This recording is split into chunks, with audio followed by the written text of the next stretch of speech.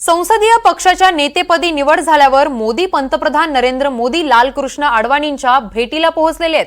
त्यानंतर ते सत्ता स्थापनेचा दावा करणार आहेत। एनडीएच्या नेतेपदी नरेंद्र मोदींची निवड झालेली आहे। एनडीएच्या समर्थन पत्राची राष्ट्रपतींकडे सोपवणार आहेत। समर्थनाचं पत्र नरेंद्र मोदी आता राष्ट्रपतींकडे सोपवणार असल्याची माहिती मिळते।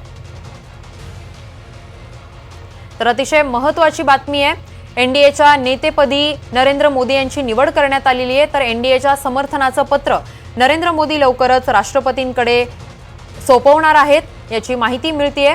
तर पंतप्रधान नरेंद्र मोदी हे लालकृष्ण अडवाणींच्या भेटीला देखील पोहोचलेले आहेत। त्यानंतर ते सत्ता स्थापनेचा दावा करणार असल्याचं देखील सांगितलं जात आहे।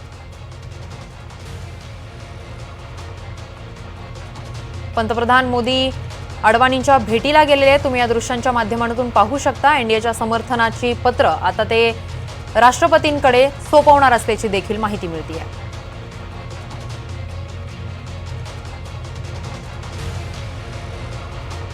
संसदीय पक्षाच्या नेतेपदी निवड झाल्यानंतर पंतप्रधान नरेंद्र मोदींनी लालकृष्ण अडवाणींच्या भेटीला गेलेले आहेत। तर त्यानंतर ते सत्ता स्थापनेचा दावा करणार आहेत।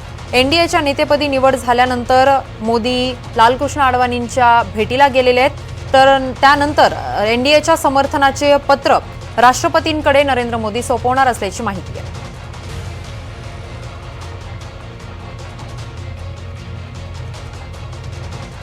लवकरच नरेंद्र मोदी हे पंतप्रधान पदाची शपथ देखील घेणार आहेत। एनडीएचं सरकार थोड्याच दिवसांनंतर स्थापन होणार आहे। त्याच पार्श्वभूमीवर ही अतिशय महत्त्वाची बातमी आहे। पुढच्या 3 ते एनडीएच्या समर्थनाची पत्र राष्ट्रपतींकडे सोपवण्यात येणार आहेत। तर नरेंद्र मोदी आता लालकृष्ण अडवाणींच्या भेटीला गेलेले आहेत।